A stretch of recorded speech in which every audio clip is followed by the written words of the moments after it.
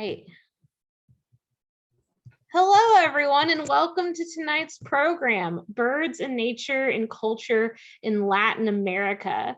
Tonight's program is part of our All Alexandria Reads series of programs. This year's All Alexandria Reads theme is resilience, and we chose 2 books this year for All Alexandria Reads. Tonight, we're going to talk a little bit about Infinite Country by Patricia Engel, which takes place in Colombia, and Bill is going to give a presentation on birds in nature in Latin America, since that book takes place partially in Colombia. On Wednesday, Bill will be back with birds in nature and culture in Asia, because our nonfiction book is Crying in H Mart, which was written by a Korean American woman. So without further ado, I'm going to introduce Bill tonight. Bill is a writer who lives in Arlington. His book, The Fascination of Birds, From the Albatross to the Yellowthroat, examines how birds have influenced the lives and cultures of people around the world. He is the co-creator of mpnature.com, which contains a wealth of information about natural history of Monticello Park in Alexandria. I will put links to Bill's book and website in the chat box, as well as Bill's event coming up on Wednesday about East Asia birds. And if you have any questions for Bill, there will be time at the end of his presentation for audience questions. So feel free to put those in the chat box or the Q&A box at any time. Without further ado, I'd like to welcome Bill Young. Thank you, Hannah. Tonight I'm going to discuss the role of birds in nature in the culture of Latin America. I want to apologize in advance for my pronunciation of some of the words and names. I don't speak the languages of the cultures I'll be discussing, and I hope I don't butcher the pronunciations too badly. Also, when I talk about the Common Era, that's the period often referred to as AD, and BCE stands for before the Common Era, which many people call BC.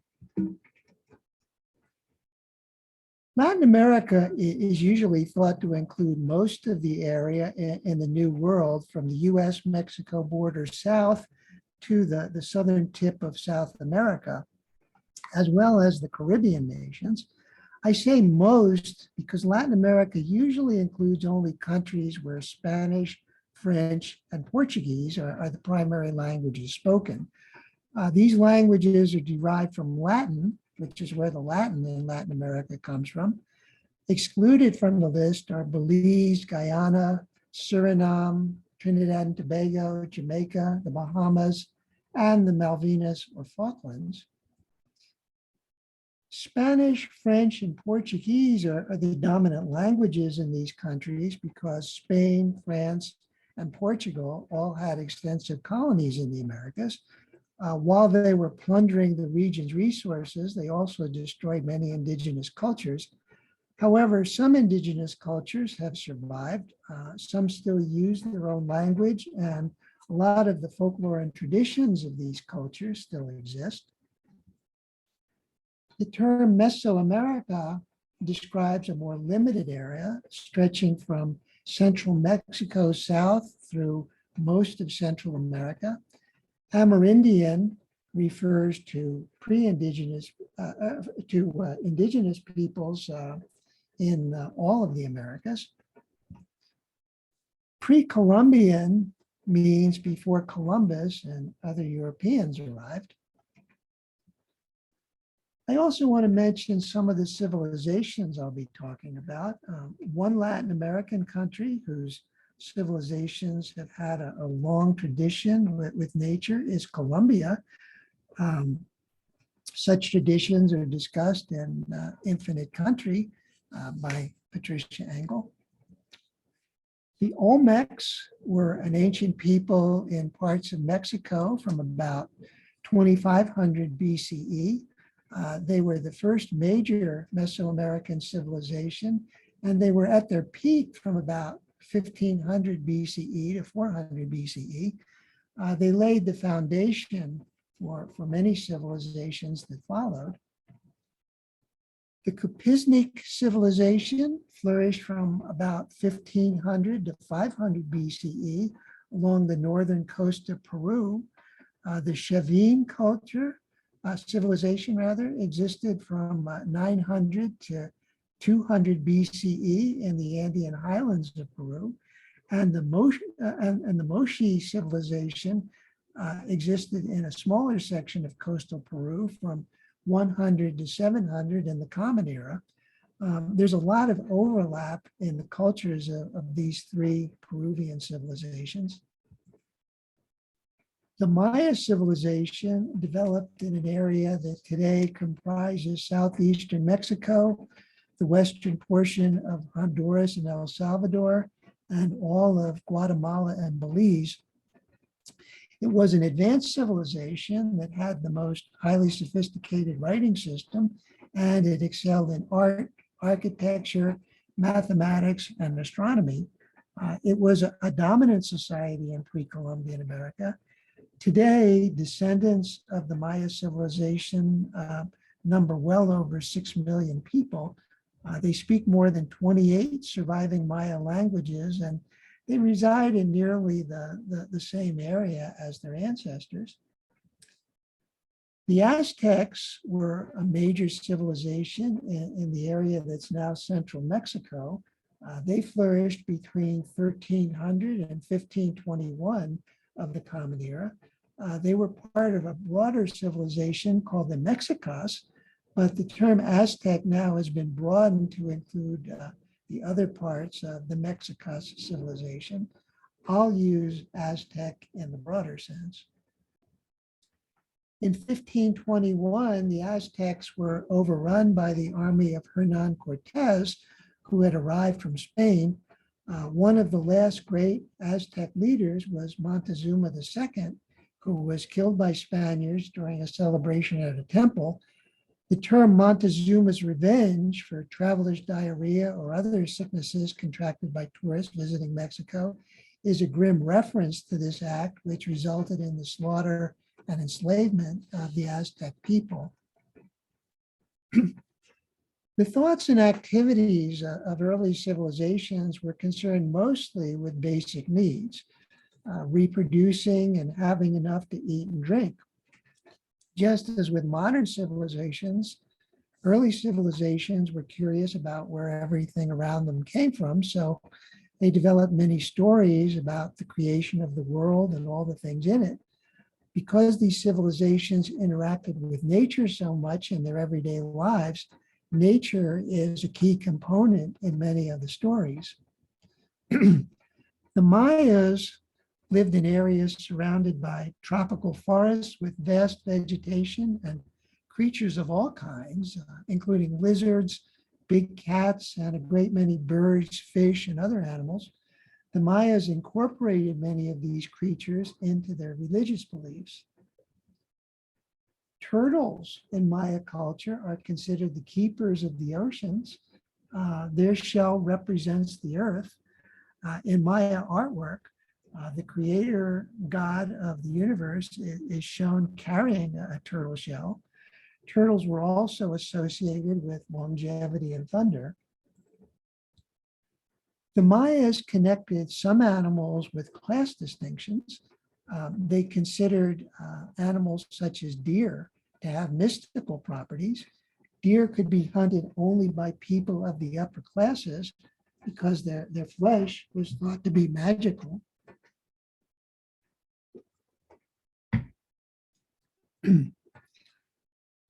Almost every Aztec deity was represented by one or more animals. Animals influenced Aztec views on astronomy, the arts, and trade. A different animal was related to almost every specific task, connecting the earth to both heaven and the underworld. Animals were frequently used in everyday Aztec symbolism. Monkeys were a symbol of festivity and celebration. Frogs denoted joy, and butterflies were symbols of transformation. The Aztecs sometimes had images of animals tattooed onto their bodies. In Infinite Country, The character Moro talks of a time in Colombian mythology when all the world was dark. The creator Chiminidagua decided to shine light across the world. He opened his gigantic belly from where light was shining. He then created two large black birds and launched them into space. From the bills of the birds came the breath of life that illuminates the universe. The desire to fly is universal. Gravity has fashioned human bodies to keep our feet on the ground, and we can't get into the air without mechanical aids. Every culture in every age has expressed a desire to fly as a bird or a spirit, to escape gravity and to ascend to the heavens. That's why birds figure so heavily in so many cultures. Many fables involve birds who have human traits. Some fables explain the characteristics or behavior of birds. The fables aren't always good for birds. Some birds are killed because they're thought to be evil or have magic powers to cause a human shortcoming. The Andean Condor is a revered bird in much of South America. It's the national symbol of six South American nations, the national bird of 4, and it appears on the flag and coat of arms of Ecuador. It also appears on coins in some countries. In many places, it's a symbol of racial or national identity. Condors are in the New World vulture family. They soar like hawks and eagles, but they're not related to them. They typically circle high in the air looking for dead animals to eat. Vultures usually wait until after sunrise when the sun heats the ground and causes warm air to rise. These warm air currents are called thermals. Vultures soar on thermals, which allows them to stay in the air a long time without flapping much or expending a lot of energy. In Infinite Country, the character Elena was told stories about the condor by her mother. In one story, the condor lived in the deep Cordillera, which are the mountains. He flew over the mountains in search of a wife. He saw a girl tending goats in her garden and asked if she would be his wife. The girl told the condor she loved her home and didn't want to leave her parents. The condor said he understood because he had abandoned his parents when he had left the nest. But the next day, the condor returned and asked the girl again. The girl gave him the same answer. The condor said he would leave, but before he did, he asked the girl if she would scratch an itch for him. When she reached to scratch the itch on his shoulder, he flew up with her on his back and took her to his cave in the mountains. Once there, the condor pulled out some of his feathers to decorate the girl and to make her his bride. The girl's parents cried with worry when she went missing. A bright green parrot who lived nearby heard them crying and asked, "If I bring back your daughter, will you let me live in your garden and eat fruit from your trees?" The parents said they would, so the parrot went to look for the girl. He found her living with the condor on a high peak. She had grown feathers and was no longer human. She had given birth to chicks who were half condor, but they had died. When the condor was asleep, the parrot took the girl back to her family. When she arrived, her feathers fell out and she became a happy girl again. But the story doesn't end there. The condor was furious and went looking for the girl, but the parrot was waiting in the garden. When the condor tried to eat him, the parrot gathered all his strength and pushed straight through and out the other end of the condor's body. The condor ate the parrot numerous times with the same result.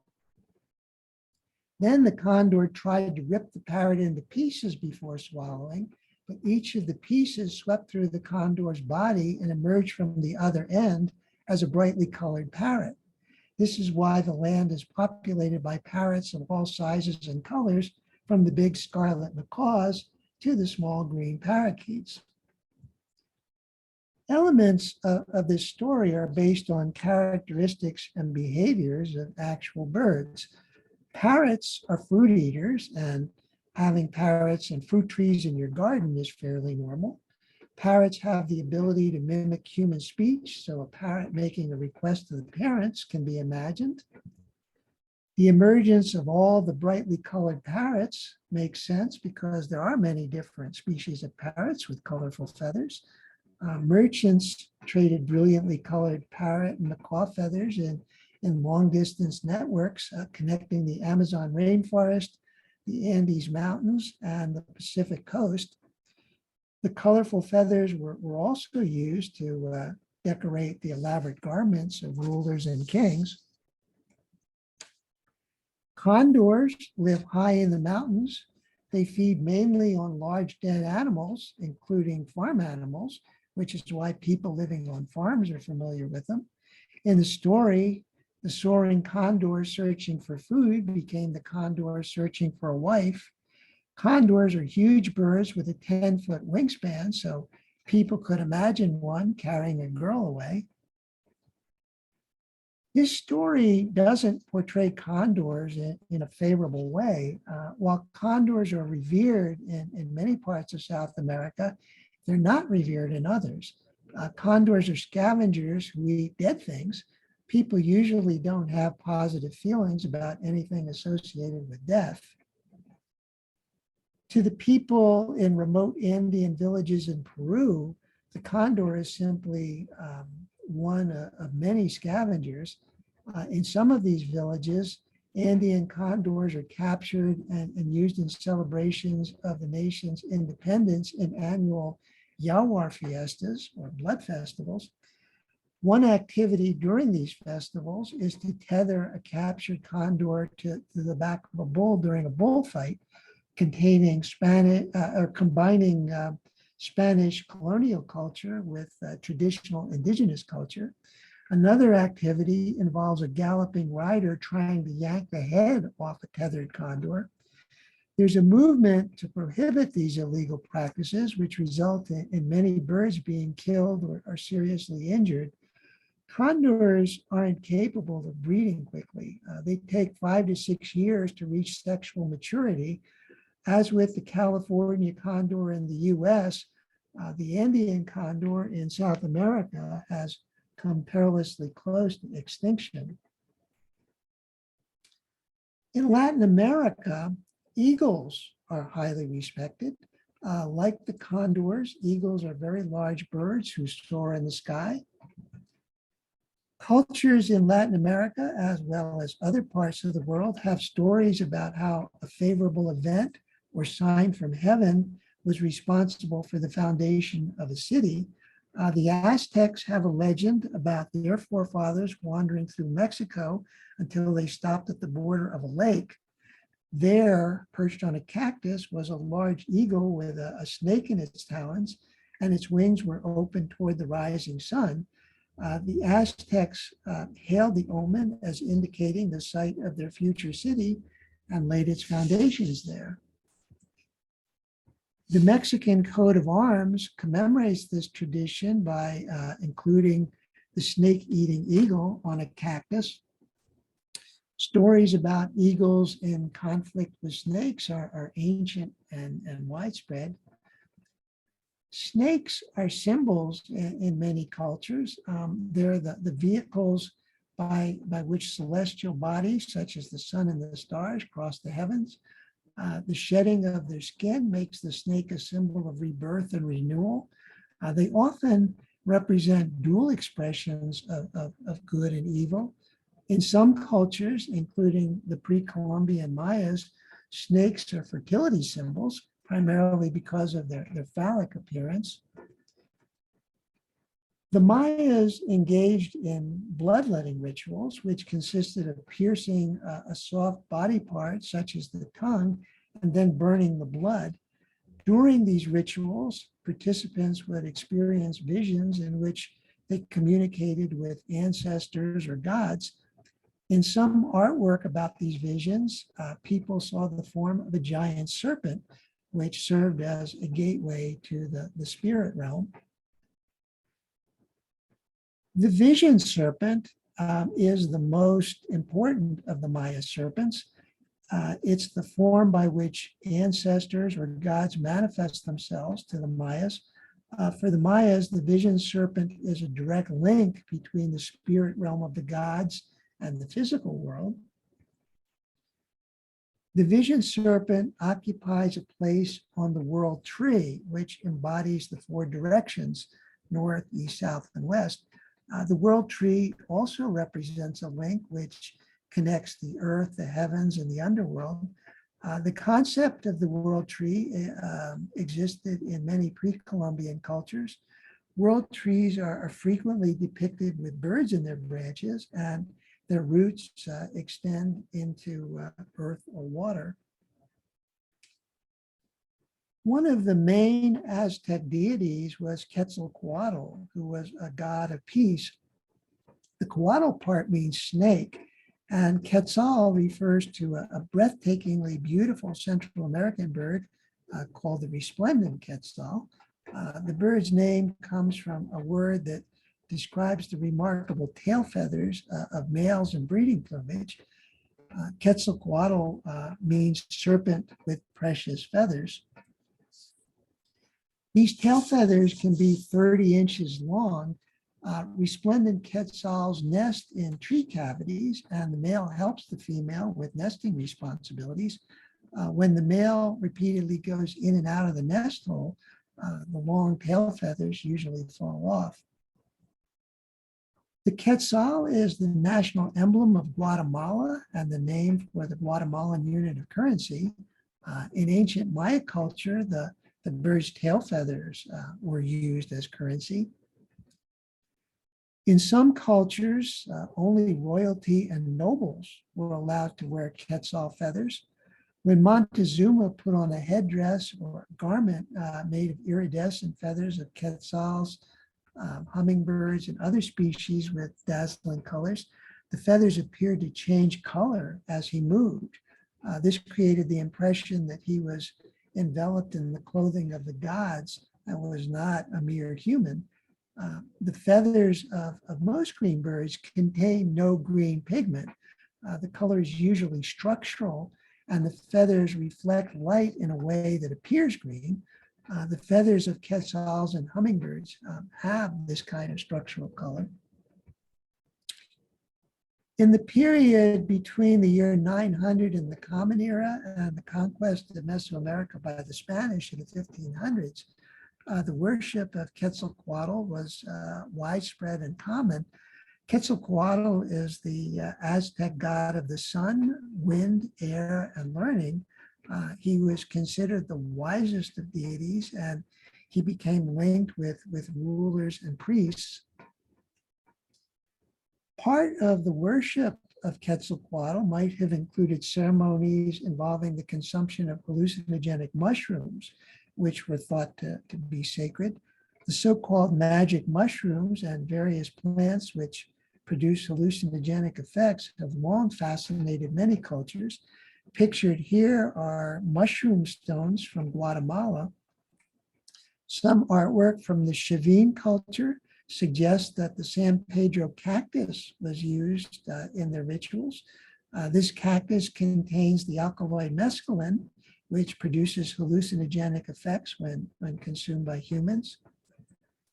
Even today, writers such as Michael Pollan and many others believe that the use of hallucinogens should be decriminalized, and if administered under closely supervised medical conditions, they can be beneficial in treatment of various addictions and mental illnesses. Representations of Quetzalcoatl show him wearing a necklace with a sacred conch shell. Such necklaces were probably worn by religious figures. They've been discovered by archaeologists at burial sites throughout Mesoamerica. The conch shell might have symbolized patterns witnessed in hurricanes, whirlwinds, and whirlpools, all of which had significance in Aztec mythology. Quetzalcoatl was thought to bring rain. When he was angry, he was thought to cause thunderstorms with dark skies and strong winds. Sometimes Quetzalcoatl took the form of the planet Venus. The Mayas considered Venus the most important celestial body after the sun and the moon. In the sky, it appears brighter than any celestial body other than the sun and moon. The appearance of Venus was a sign of the beginning of the rainy season, which was important to farmers who relied on rain to irrigate their crops.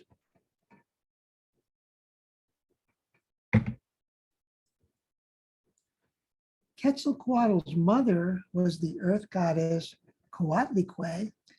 She's often depicted wearing a skirt consisting of poisonous snakes. Her name literally means snaky skirt. In ancient times, the sky appeared to have many more stars than we see now because there was no bright artificial light. Although people didn't have telescopes, they carefully observed the stars and planets and noticed how they differed depending on the time of year. According to one Aztec myth, Coatlicue, before giving birth to Quetzalcoatl, already had 400 children who formed the stars of the Milky Way. Another story about Coatlicue involves Quetzalcoatl's younger brother, who was named Huitzilopochtli. The first part of his name means hummingbird. Coatlicue was somehow impregnated while sweeping a ball of feathers on a mountain. Her other 400 children were angered by the way she became pregnant and conspired to kill her. But Huitzilopochtli burst forth from his mother's womb, fully grown and in full armor, and immediately attacked his siblings. He defended his mother by beheading his sister and casting her body from the top of the mountain. He also chased his brothers, who fled and became scattered all over the sky. This story explains why Huitzilopochtli, the sun god, is constantly chasing his brothers, who are the stars, and his sister, who is the moon. It also explains why so many sacrifices were offered to provide sustenance to him. The sacrifices were thought to maintain the existence of the sun and protect the Aztecs from infinite night. If Huitzilopochtli didn't have enough strength, his siblings would destroy the sun and thus the world. Huitzilopochtli was associated with fire and wielded the fire serpent as a weapon. Because of the shining iridescence of hummingbird feathers, it's easy to see why the hummingbird was associated with fire and the sun. Huitzilopochtli is usually shown wearing a blue-green hummingbird helmet and holding a shield adorned with the balls of eagle feathers, a homage to his mother and the story of his birth. In the main Aztec temple, his statue was decorated with cloth, feathers, gold, and jewels, and was hidden behind a curtain to give it more reverence and veneration. Huitzilopochtli was a deity of war and human sacrifice. He was the patron of Tenochtitlan, which at its peak was the largest city in pre-Columbian America. Tenochtitlan is located in what is now the center of Mexico City. At their winter solstice festival, Aztecs performed a ritual in which they killed and ate an effigy of Huitzilopochtli. To prepare for this solemn ceremony, an image of the deity and the likeness of a man was made of various kinds of seeds, which were kneaded into a dough with the blood of children. The bones of the gods were represented by pieces of acacia wood. The image was placed on the chief altar of the temple. On the day of the festival, the king offered incense to it. Early the next day, the effigy was taken down and set on its feet in a great hall. A priest who acted the part of Quetzalcoatl hurled a flint-tipped dart, piercing the breast of the dough effigy. One of the priests cut out the heart and gave it to the king to eat. The rest of the effigy was divided into small pieces, and every male, down to babies in the cradle, was given a piece to eat. Women were not allowed to taste it. The ceremony was called Quetzalcoatl, which means God is eaten. It has parallels with the Catholic sacrament of Holy Communion, in which the communion wafer represents the body of Christ. Hummingbirds are some of the most charismatic birds in the world. They're found only in the New World. Of the roughly 360 species, the overwhelming majority are in Latin America. The closer to the equator, the greater number of hummingbird species. They get their name from the hum of their rapid wing beats. They can hover and can maneuver in all directions, and they're the only birds in the world who can fly backwards. Hummingbirds are aggressive and will challenge much larger birds. The feistiness of hummingbirds is probably the basis for the story about Quetzalcoatl bursting from his mother's womb and attacking all of his siblings. Hummingbirds were admired for their sharp bills, which symbolically represented instruments used for weaponry and bloodletting. The Aztecs believed that fallen warriors would return to the earth as hummingbirds and butterflies, which is a reason the cult of Quetzalcoatl required the sacrifice of hummingbirds and butterflies. Some Aztecs wore hummingbird talismans. A talisman is an object believed to have special powers, especially to protect people from bad things. These talismans featured either an artistic representation of a hummingbird or something made from actual hummingbird parts. The behavior displayed by hummingbirds is the reason these talismans were thought to improve the wearer's energy, vigor, sexual potency, and skill in warfare. Hummingbirds are closely linked to tobacco, which had a sacred status for pre-Columbian people. Tobacco was widely used in rituals. The nicotine-rich leaves were highly valued for the medicinal and magic properties, and especially their trance-inducing powers.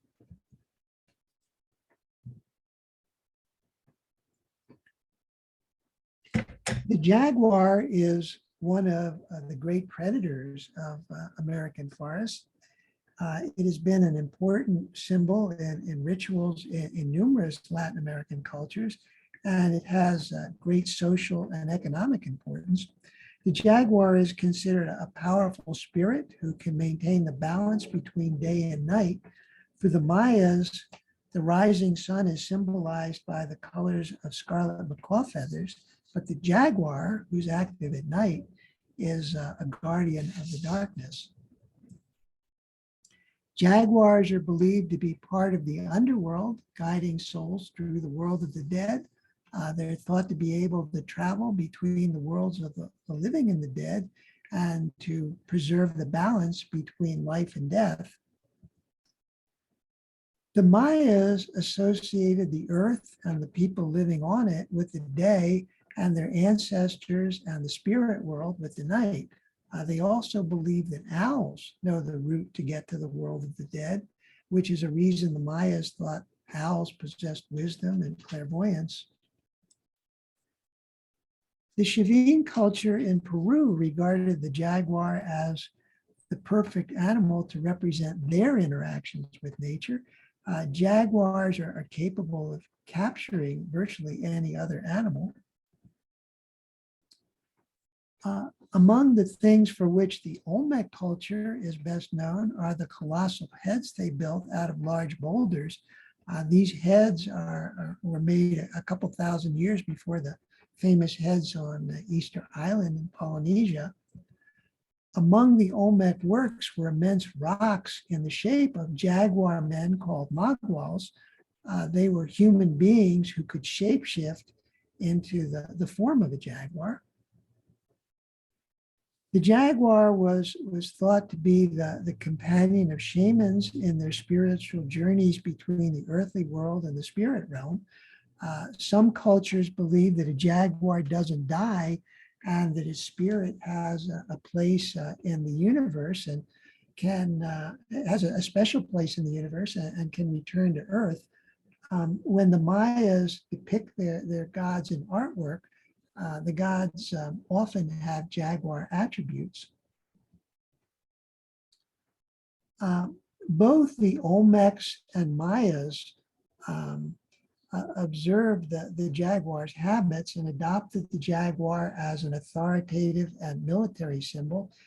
The Aztecs shared the Mayan vision of the jaguar and used it as a war symbol.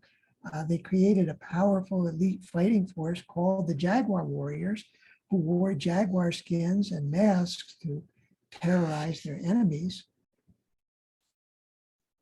Male children were selected and schooled from an early age about how to function as warriors.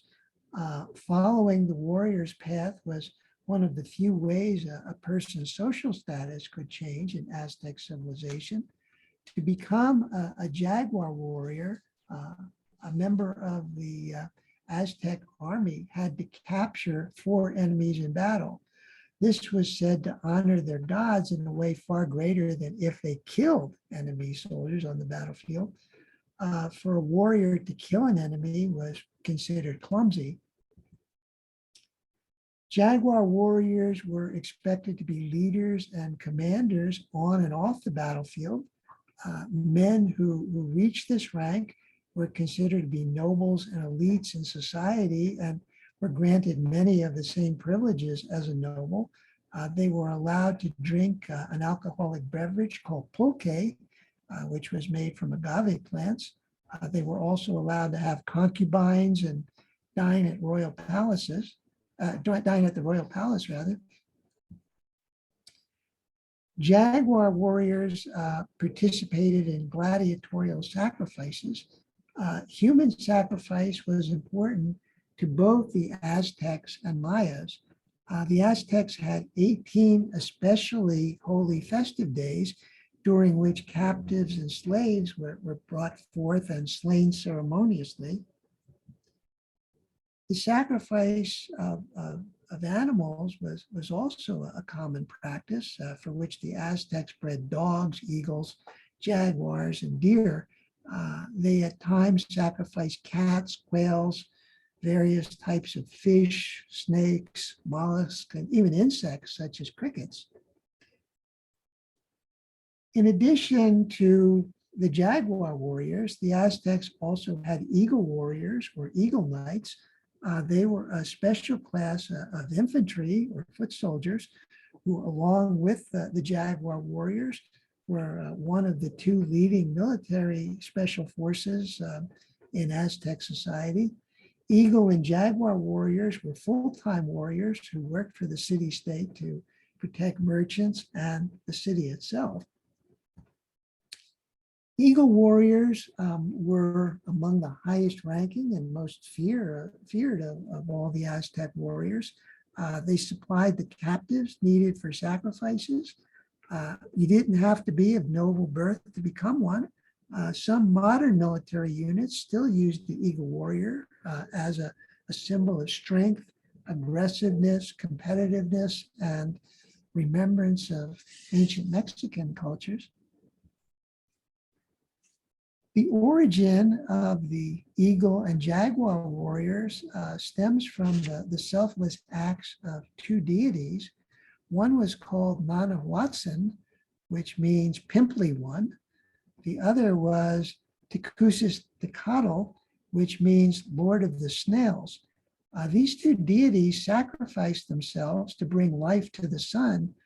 They emerged from the fire and were transformed into an eagle and a jaguar. This transformation is the basis for the eagle warriors' high position in Aztec society. It's also why eagles are thought to be soldiers of the sun and why the eagle is a symbol of the sun. The uniform worn by eagle warriors signified both courage, on the battlefield and physical strength. Their shields were brightly colored and decorated with feathers. Eagle warriors wore headgear that looked like the head of an eagle with an open bill, and they used eagle feathers as adornments. In a number of civilizations, birds were associated with war, battles, head hunting, and ritual activities. In addition to eagles, hummingbirds also appear in combat scenes where they symbolize flying spears.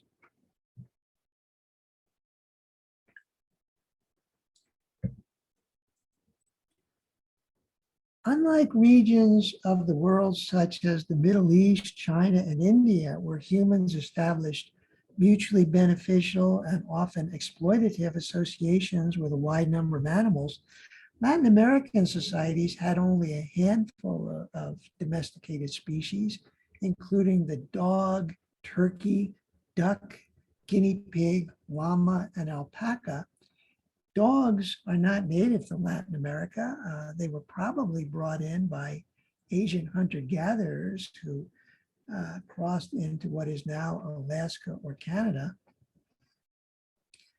Most people in our society recoil at the idea of eating dogs, but ancient people had a different relationship with dogs. The divide was often unclear between dogs used as a food source, as pets, to guard property, and in religious rituals. As early as the first millennium BCE, Olmec peasants farmed dogs and used them to pay part of their tribute or taxes to elites. The Mayas ate dogs. The Aztecs developed a hairless breed of dog to be eaten at royal feasts.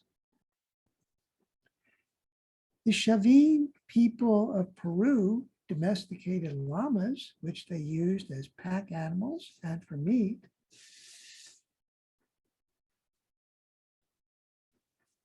Stone monuments and engraved slabs adorning Chavin architecture show images of creatures intended to create an impression of ferocity and represent the power of the deities worshipped in their temples.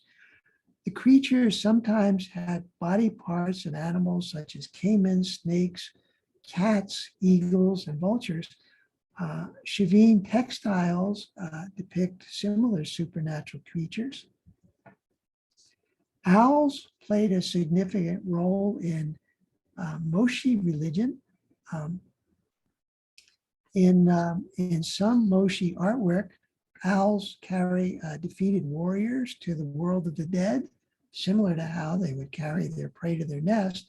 Owls were sometimes symbols for shamans and healers because the power to cure illness was likened to the acute vision of these nocturnal birds. On Moche painted ceramics and jewelry, messengers have the shape of birds with spread wings. In Peru, some temples of the Moche, Pisnic, and Chavin people were dedicated to a spider deity. In 2021, archaeologists found an ancient mural in northern Peru, likely from Pisnic culture, which features a knife-wielding spider god associated with rain and fertility. Images of the spider deity appear in other pre-Columbian artwork. The deity often combines a spider's neck and head with the mouth of a large feline and the bill of a bird.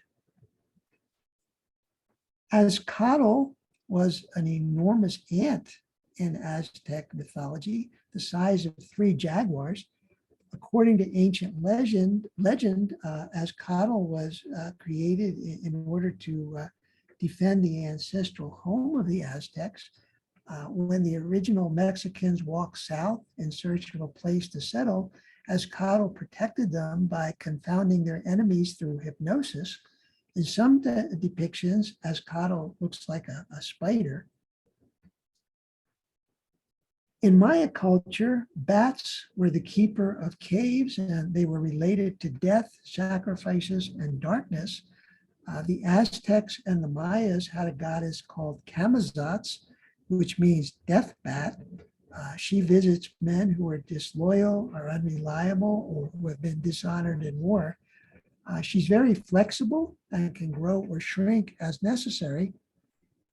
She can twist and turn when flying in a threatening manner as she navigates the skies, which is based on the way bats fly. Camazott's nose is a large hole surrounded by nostrils that look like snakes. She has human legs, knees, and feet, and she seldom uses them. When overwhelming a victim, she drinks fresh blood, but she's gentle so that her victim will suffer as little as possible, once again, reflecting the behavior of real bats. The Aztecs connected rabbits with the night. They believed that when the moon was first born, it was too bright, so the gods threw a rabbit in its face to dull the glow and make it bearable for people on Earth. In February, I taught a course called Birds and Words for the Audubon Society of Northern Virginia. At the end of one class, I explained that many words and phrases have an unclear origin. Before the electronic age, the only evidence about first usage of words and phrases is written. The farther back you go, the scarcer the written sources become. A lot of oral language has no written record, so untangling derivations can be difficult. It's similarly difficult to try to unravel what happened in ancient civilizations. Many, if not the majority of the things I've talked about tonight should have an asterisk next to them. I've told you about educated guesses made by archaeologists that might or might not be true.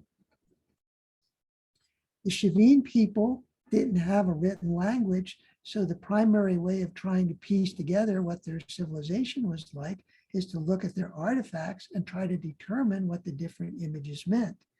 Even for civilizations which had written languages, these languages are of little use unless you have a key explaining what the letters and words mean. I mentioned that part of the name Quetzalcoatl means hummingbird. The other part means left-hand side, but scholars can't agree on what the entire name means. Some think it means left-handed hummingbird. Others think it means hummingbird of the South, because the Aztecs associated the South with the left side of the body. Still others believe a more accurate translation is the left or south side of the hummingbird. Nobody knows which is correct, and we might never know. Some information about these cultures has been provided by people from a conquering country who came from a different culture and interpreted activities in a way different from what was actually happening. People who believed in monotheistic Christian religions in which nature doesn't play a prominent part might have had difficulty understanding activities of cultures which had many gods and were more closely connected to the natural world. This problem also exists for modern researchers whose cultures differ greatly from the ancient cultures they're trying to interpret. Once again, we might never know what actually happened in these ancient cultures. Still, I hope you've learned something from this brief look at how birds in nature have influenced some of the cultures in which we now call, in what we now call Latin America. As Hannah said, on Wednesday, I'll give a similar presentation about how birds in nature have influenced culture in East Asia. Thank you for listening, and I'd be happy to answer any questions. But for now, let me turn things back over to Hannah. Thank you so much, Bill. That was a great presentation. And thank you to everyone who joined us tonight for this. We do have a few audience questions for you, Bill. I want to start with, we had a couple different people ask this. So let's take a look. Mary writes, what is the age of the artwork shown on the screen. If it is ancient, where is it found? Well, most of the answer is it's all different. It's from all different periods. I mean, some of the cartoonish stuff is obviously drawn by modern people, but in looking at some of the stone artwork and other things that I showed, it's from these various cultures that I talked about. So, you know, if you're talking about the Aztecs, it was probably from like 1300 to 1500 or so. If you're talking about the Mayas, you know, a lot of the times it's very difficult to date this artwork, to know exactly when it was, but you can get a rough idea, you know, from when the cultures existed. But, you know, once again, it's a very, very difficult job to try to figure out exactly what happened and when it happened and so on. So, you know, these are the best guesses right now, but that's pretty much all we can do. Dixie wants to know about one photo in particular. They write, is the photo of the Quetzal headdress in the museum in Mexico City? I can probably find that out for you pretty quickly. I don't have, let me just quickly. While Bill looks for the answer for you on that one, I'll just take a moment to say, if you'd like to read Infinite Country by Patricia Engel, we have plenty of copies at all of our branches. You can place holds online, or you can walk in. There's probably copies available. We like to buy extra copies of all of our All Alexandria Reads books. And just as a little reminder, one of the websites Bill works on is mpnature.com. MP in that mpnature.com stands for Monticello Park. And at that website, you can find photos and videos of the wildlife in Monticello Park, which is here in Alexandria. You can find information about the plants and the birds, including when to expect to see different birds and different species in the park. So take a look at mpnature.com. It's a really cool website. And I also linked to where you can find Bill's book, The Fascination of Birds, from the albatross to the yellowthroat. Yeah, I could not find it quick. It's in my notes somewhere, but I have to go back and find it, and I don't have it handy. So. Okay, well, thank you for looking. Colleen asks, you talked a little bit about snakes and symbolism in Latin America. Do you happen to know rattlesnakes in particular? Did they have any special kind of symbolism in Latin America? I don't think it was specific to rattlesnake. In fact, a lot of times they didn't even use the term snake. They preferred to use the term serpent, which tends to have a broader connotation, and also a lot of images of these creatures were embellished, so that and especially ones that were thought to have supernatural powers, and so yeah, I don't know that they specifically used rattlesnake, but they certainly used a lot of snake. And I think it's more likely that the larger snakes were the ones that caught their attention. Lynn writes, did Bill's research reveal any significant similarities or differences in the cultural significance of various birds or animals between Latin American and Asian cultures? The difference is so great that I just absolutely couldn't try to explain it now. But if you come to the program on Wednesday, you will see that birds and nature are conveyed very, very differently than in Latin America. And it's just, they're very different philosophies of life. And also a lot of the cultures in Asia are much older and for want of a better term, much deeper. I mean, I'll say right now, it's very difficult to, in a 45-minute program, to convey some of the depth of thought in Taoism or Buddhism or some of the other philosophies that are prevalent in East Asia. And by the way, I'm only going to be talking about East Asia. I'm not going to be talking about South Asian culture and society, that's a separate program. But I'm going to be talking mostly China, Japan, Korea, Mongolia, so. Dixie writes, the figures depicting gods are very complex. Have you seen that the styles vary much among the different groups, the Aztecs, the Olmecs, etc.? I'm sorry, could you repeat the question? The figures depicting gods are very complex. Have you seen that the styles vary much among the different groups, the Aztecs, the Olmecs, etc.? There is a great deal of overlap in a lot of these cultures.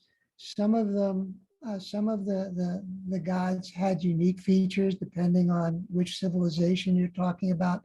But I just realized my video is off. I can turn my video on. But there is an enormous amount of overlap. Like I mentioned, the three Peruvian civilizations, they have a lot of overlap. The Aztecs and the Mayas have some overlap. So once again, it's very difficult to separate them sometimes. Colleen wonders if you came across much symbolism with color as you were looking into these stories. Did you find that the different colors of birds had a lot of symbolism in these stories? I didn't really find anything about colors related to symbolism, although one of the things I'm going to talk about on Wednesday, which probably also applies here, is that, like, for example, red birds might be in Chinese symbolism, the head of a rooster, the red crown of a rooster is a symbol of the sun, the bright red sun. But what I was actually more interested in is just the whole business with Montezuma wearing the cloak, because even though I have tried to learn about it, I still don't exactly understand how structural works. But I do know that just from studying hummingbirds, that like even the hummingbirds we have around here, ruby-throated hummingbirds, if you see them in one position, with their back to the sun, they're bright green. If they turn, suddenly they look black. The throat can look black if it's away from the sun. It can look bright red if it's facing the sun. And the fact that they noticed that feathers do that, and then they had their rulers, they made cloaks and headdresses so that they would change color I thought that was fairly telling. But in terms of specific colors, like what blue meant or black, I mean, black probably was associated with the night, but in terms of like what yellow meant or what orange meant, or the other thing that's very strange is that a lot of things that we take for granted about color were not necessarily true in other civilizations. And even how color is perceived, like the color orange is only about 500 years old. And, people used to always refer to it as red because it was close to being red. And so people's, in other civilizations, had different perceptions of color. So it's a very difficult subject to get your hands around. And our last question is about your shirt. What's on your shirt? Scarlet macaws, in honor of Infinite Country. Well, thank you so much for your time tonight, Bill. And thank you to our audience for joining us on this random Monday to talk about birds in Latin America. I hope that you'll all come back on Wednesday for our program with Bill on birds in nature in culture in East Asia. You'll receive a follow-up email from Zoom that should have a link to that program. But if not, feel free to reach out, and it's on our website as well, alexlibraryva.org/events, and it is in the chat box as well. Thank you so much, Bill, for your time tonight. Do you have any final words for our audience? No, just thank you for coming, and I hope you all have your taxes done, and I hope to see you Wednesday. All right. Thank you, everyone, and have a great night.